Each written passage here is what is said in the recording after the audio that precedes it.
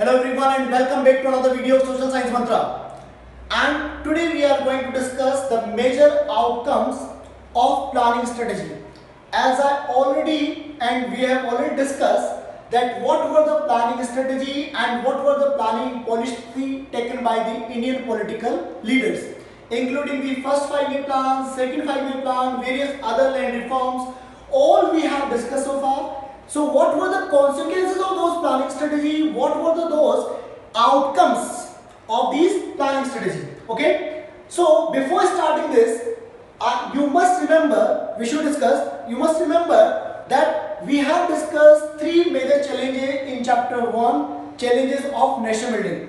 Challenge number 1, to accommodate unity. Challenge number 2, to establish democracy. Challenge number 3, development and well-being of the entire society.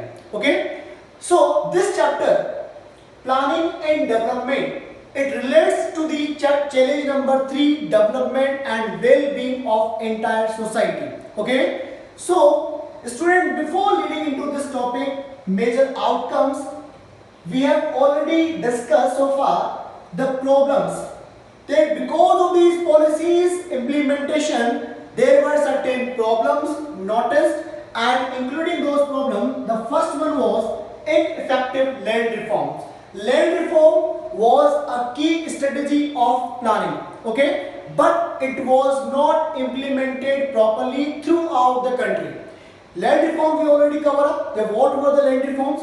How to make the institution, the land is an institution, how to make the land productive, and what should be the steps to be taken to make it helpful for the government planning process. Okay, so this, because of ineffective administration and corruption, the land reforms remain ineffective. The second one is powerful land owning class. Already we have discussed that land owning class socially and politically was powerful. It means they do not allow other poor people to get the advantage of planning strategy. Okay, they being socially, being politically powerful, they do not allow government to make any changes in their ownership. Okay, the third one was big industrialists, they remain benefit seekers. Benefit seekers means that due to industrialization, due to accepting of heavy industries, the industrialists got benefits, but they do not become concerned about the poor people. They do not remain concerned about the poor people. They do not think about the society, that being industrialists, being powerful, they should do something good for the society as well. Okay, so they remain only benefit seekers. They only work on the profit making and profit motive by ignoring the rights of the poor people. Okay, no major improvement in poverty, although we discuss about the achievements, okay, achievements of the planning of initial years, okay, but still poverty has not been reduced, number have not been reduced, percentage reduced, but at the same time the population increased and the number of poor people in population that is constantly increasing. Okay, so this poverty still remain a major problem for the planners, how to eradicate poverty of the nation. Okay, so all these problems point out one proper reason, that what was the main reason of all these barriers for planning and development in our nation, and that was political dominance, and you can say it was a political problem. Political dominance by those who get in unequal development at initial stage further prevent development for others. It means whichever the group got advantage during the initial years, 1950s to 1970, in these 2 decades, whoever got the advantage, they just keep that benefit up to themselves only. They do not want others to get grow. They do not want others to get developed. Okay, that is why this political problem, this political insecurity, that people were so inoffensive during these years and they become so successful and powerful that they do not want this progress to reach to the other hands. Okay, so this was the main reason for all these problems for the planning and development. Let's come back to the topic, major outcomes. including the foundation. Foundation means that future economic growth. The foundation of the future economic growth was laid in the initial years of planning, means the first 2 decades after independence. The planning was made, the policy were started, were declared, were announced by the government, and they were the main foundation for the future economic growth. So we can say the foundation was already laid in the initial years, including Pakranangal and Hirakud project for irrigation and power generation.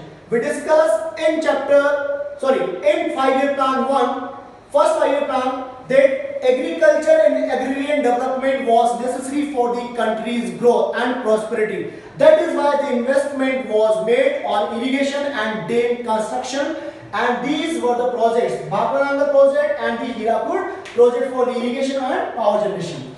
Secondly, they also think about the heavy industry. In the second 5-year plan, industrialization was the main concern. That is why heavy industries were accepted and were started by the Indian government, Indian planners, including the steel plants, oil refineries, manufacturing units, and defense production, etc. All these heavy industries were given a proper preference in the government plan.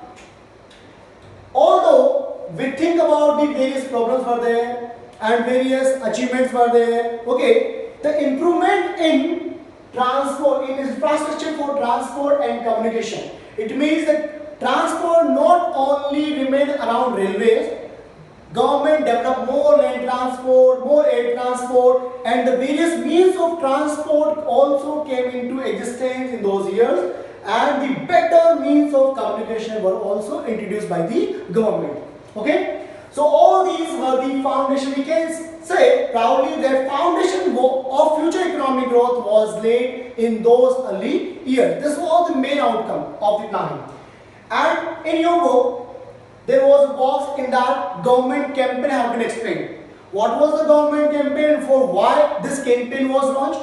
Government campaign mainly to motivate farmers for growing more and more grains in their fields, because the farmers were unwilling to grow extra grain as they were only working for subsistence and survival. Survival means subsistence cropping. I hope you understand. Subsistence cropping means whenever farmers grow crops only for their own survival, for the family members, not for the commercial purposes. Okay, that is subsistence farming. Okay. So government want to motivate them. Government want more grain, more productivity from them. That is why government started campaigns, and these campaigns including the posters stick on the walls, various speeches addressed by the planners, addressed by the leaders, okay, so that every villager who is literate or illiterate can understand that. Those who are illiterate, pictures were made, posters were made. In that, one of the popular poster which was pasted on the walls of Shivpalganj village in Uttar Pradesh. It became so popular that in that picture, in that poster, one of the farmer wearing a turban around his head and cutting the tall wheat crop with his sickle, okay, and behind him there was a lady who is laughing, who is pleased for this progress by looking at that how farmers can lead to the progress of nation. Okay, so finally the farmers start getting motivated that they can also have a role in the country's progress and development. Okay, so this was the case study I have been given here. The next outcome, we can see that the land reforms. The land reforms were introduced by the government, including the first abolition of colonial zamindari system. It means what? Abolition of colonial zamindari system. Zamindari system was a method of extracting revenues from the poor farmers. It was introduced by the Britishers and with the help of zamindars. Okay, those who own number of villages in their hands, okay, in their control. So this zamindari system was abolished as a land reform. Secondly, consolidation of land holdings. It means now the land will not remain in pieces and scattered. It will be consolidated at one place, making a large area, making a field area, more productive, so that when the farmers will have more area, they can have more productivity. Okay, that is why the land was consolidated. Okay, it do not remain scattered into different parts of the village. Land ceiling, a proper limit was made that how much land can be owned by one individual, so that the landless farmers can get benefits from those surplus land. If an individual is having surplus land, this land will be distributed to the landless farmer. It was very remarkable land reform. Okay, it was very remarkable land reform if it could be implemented properly. Legal security to tenants. Legal security means what? The tenant, those who are working on the fields of other farmer, their job should be secure. It means they should not be evicted from the fields. They should not be expelled from the fields by the landlords, so that they can feel secure there while working in those fields, that their job is secure. They will get every month some amount of money, some amount of grain for their family. First two was successful to implement, but last two, it was rarely implemented. Rarely implemented means the government did not succeed into implementation of these last two land reform, land ceiling and legal security to tenants. Already I told you, if it could be implemented properly, the different picture we could have in our development status. Here also we can focus on what was the reason? Dominant social class.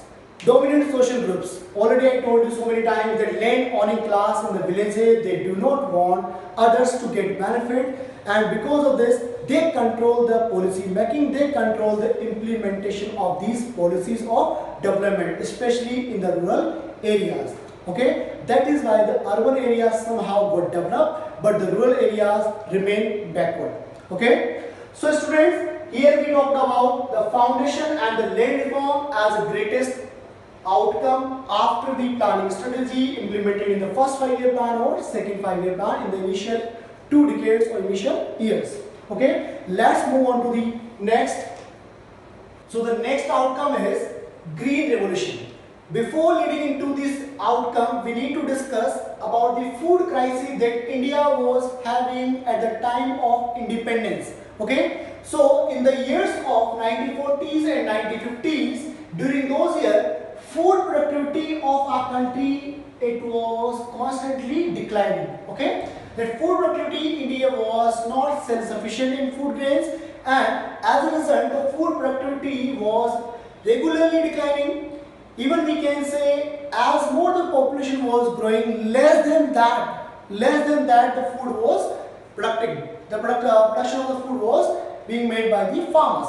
Okay, the reason can be many. Famine was the reason, drought was the reason, and war also can be a reason. Already we discussed that in 1965 India had a war with China. So these years 1965 to 1967, just after the second 5-year plan. Okay, these years, mainly these years, India was having a food crisis, India was having economic crisis. Okay, especially we are going to take a case study here.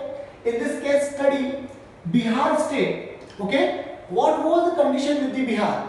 Okay, in Bihar state, 9 districts less than half of normal output. In 9 districts of Bihar state, there were 9 districts where the production was half of normal output. As normally they grow, less than that, half of that the production was there in these years. And out of these 9 districts, 5 districts where the production was less than 1/3 of the normal production. Okay, so in this way we can say that normally whatever the amount of production they used to make, condition becomes so worse, bad to worse, that now the production only remain half, or in some areas remain only 1/3. Okay, so as the calorie intake, it means how much calorie is consumed by one individual in a day. So per capita per day, that we call per capita per day, per person per day calorie consumptions. So calorie consumption, it was 2200, it was, but during this year it reduced to 1200 only. So here also you can see the malnutrition. Okay, unbalanced diet that they were having, because of the malnutrition and because of their calorie consumption also got reduced. Okay, average calorie consumption was 2450 calories per capita per day.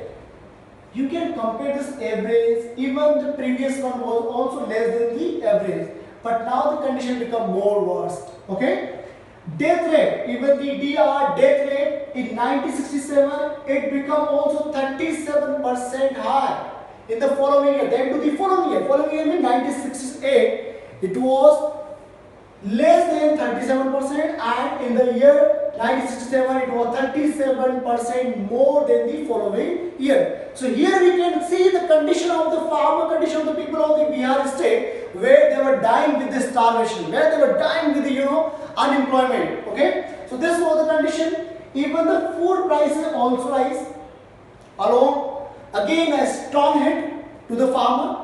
Badly affected the social section of the society, the farmers, they were badly affected with this rising in food prices.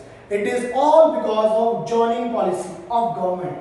Zoning policy of government means few areas of government has been notified, and we can say has been selected for the development, and few areas remain backward. Okay, only few zones, the few particular geographical zones have been looked after by the government, the rest remain backward. Okay, so this zoning policy was again responsible for the food crisis.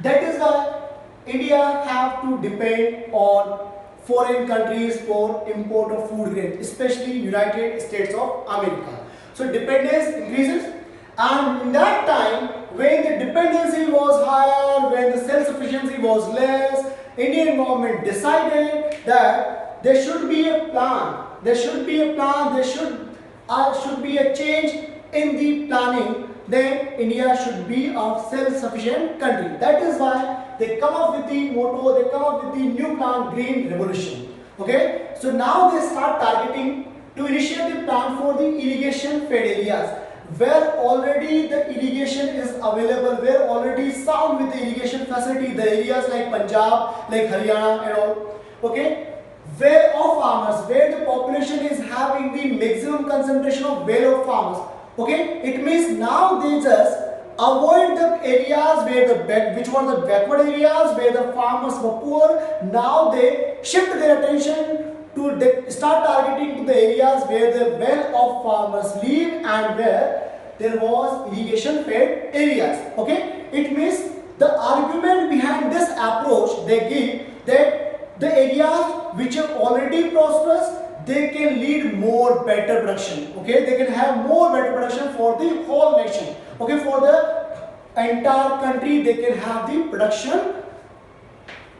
That is why they said that the more food productivity can be possible in these areas. That is why these areas were targeted by the government, and they provide them high yield variety seeds as an innovative technique, fertilizers, pesticides, better irrigation, its subsidized price. Subsidized price, already you are aware about the minimum support price and the prices which get some kind of relaxation by the government. Okay, some kind of rebate as compared to the market price.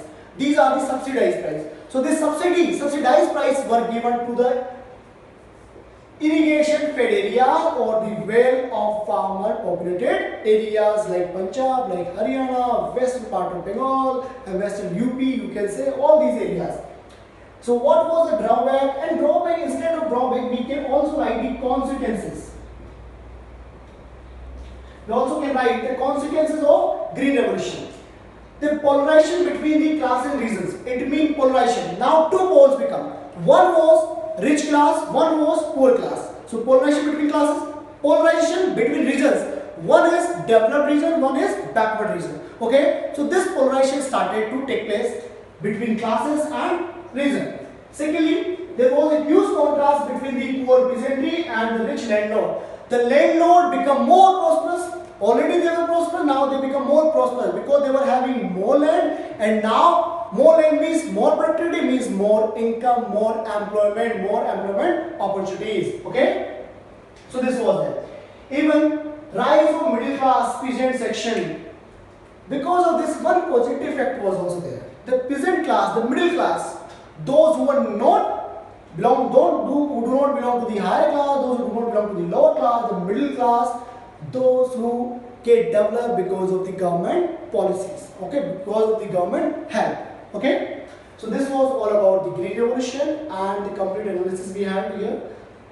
One more revolution was there, White Revolution, okay, especially in the area of Ahmedabad, in the area of Gujarat, the White Revolution was made. You must remember the name Varghese Kurian, who is known as the milkman of India and who started Amul Dairy Cooperative. Okay, so cooperative industry also started and also introduced by the group of farmers, by the group of people, and that is why this man Varghese Kurian, who is known as the milkman of India, he started the Amul Cooperative by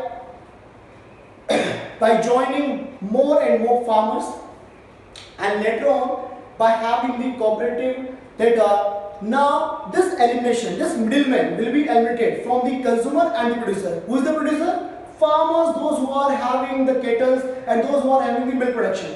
Who is the consumer? In the market, those who are purchasing that. Who are the middlemen? Those who get benefits. So these middlemen were eliminated from this process. Okay, and this White Revolution, which started at the Anand, a town in Gujarat, it was started there. Later on, this White Revolution renamed as Operation Flood, as it started nationwide. Okay, earlier it was only confined to the Gujarat region. It was known as White Revolution because more and more farmers were joining it. They were getting benefits, they were getting employment, they were getting income. Okay, but now the government took a lead and they renamed this process and they start another revolution, another operation that is known as popularly Operation Flood throughout the nation. Now they inviting the farmers to a big channel, big network of the farmers where they can have the milk production, okay, where they can have more and more milk production and they can make a grid, okay, by allowing the farmers to get income, by giving them employment, and in a way we can say by somehow removing the rural poverty. So this was a great step taken by the government as an outcome of planning. Okay. So student, here we discussed all the outcomes.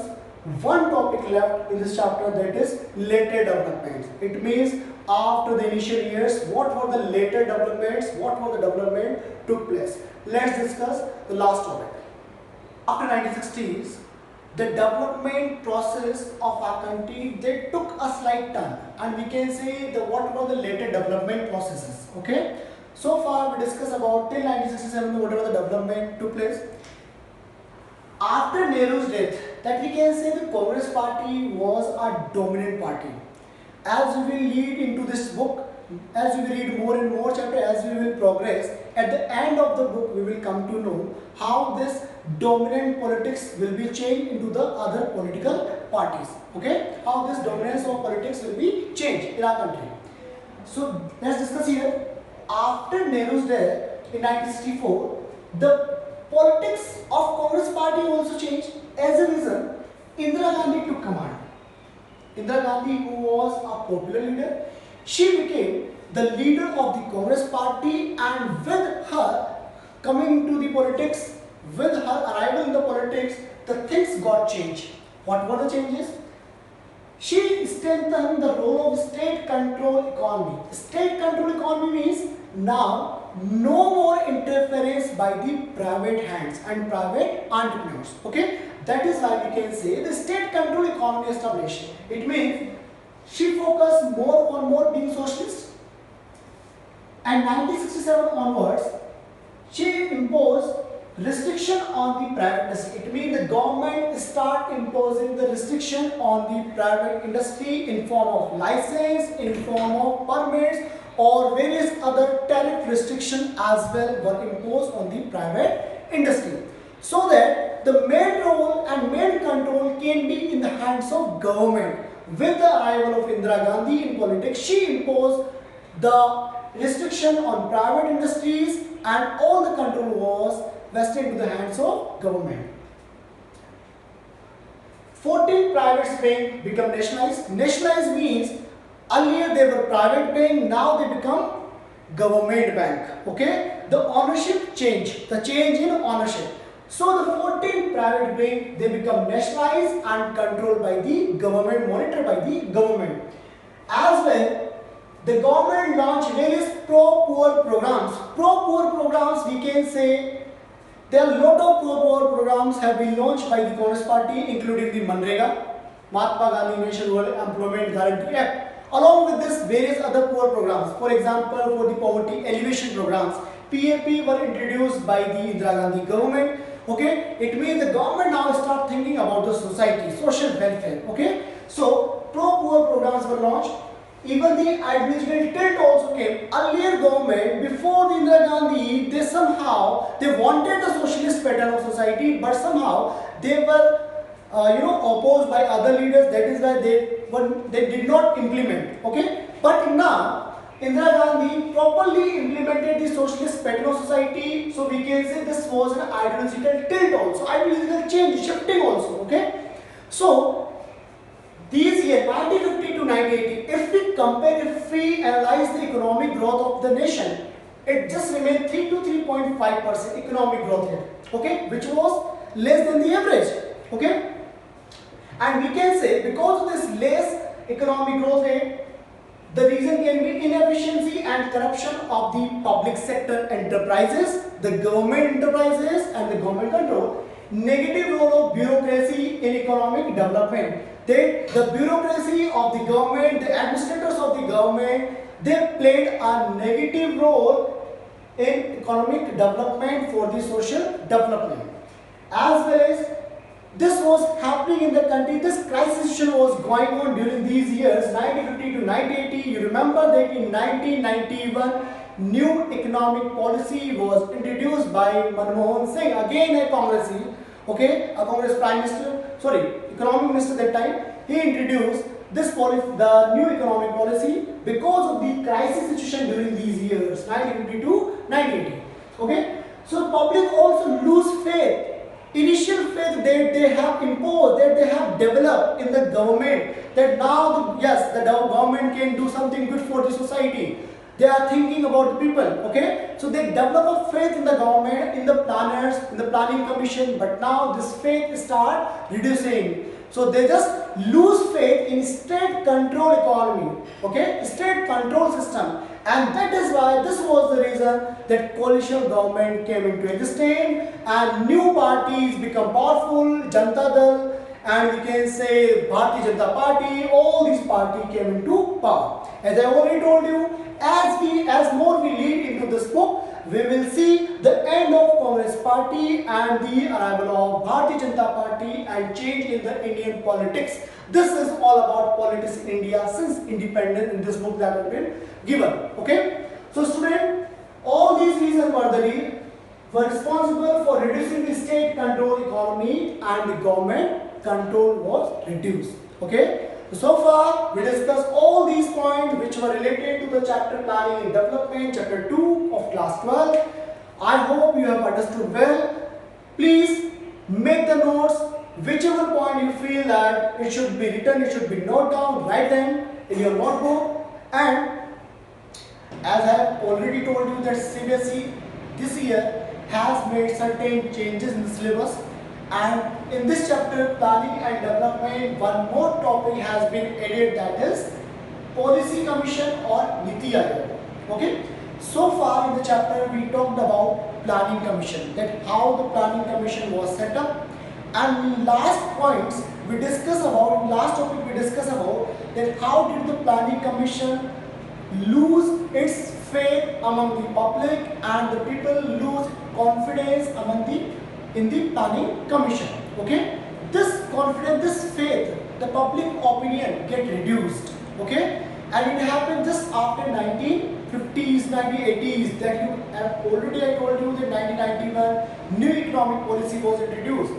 So from that time also, since that time, the planners and the government of India start thinking about the new commission, start thinking about the new strategy by which can be helpful for the country's economic development. Okay, so the planning commission, they reduce and they lose its faith among the public. A new commission was set up by the government of India.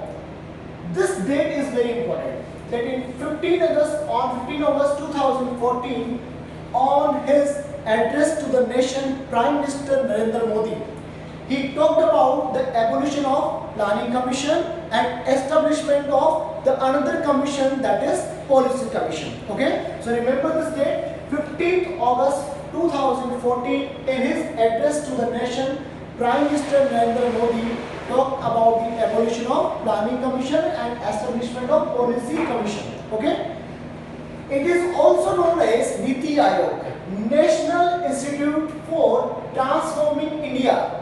Niti Aayog, National Institution for Transforming India. Okay, so on which day it came into the implementation or effectiveness, that we can understand 1st January 2015.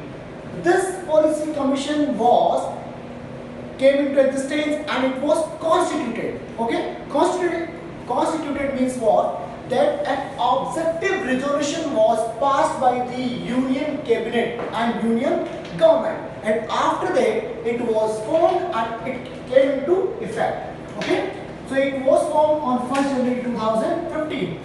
So there was an objective for this commission. That what was the objective?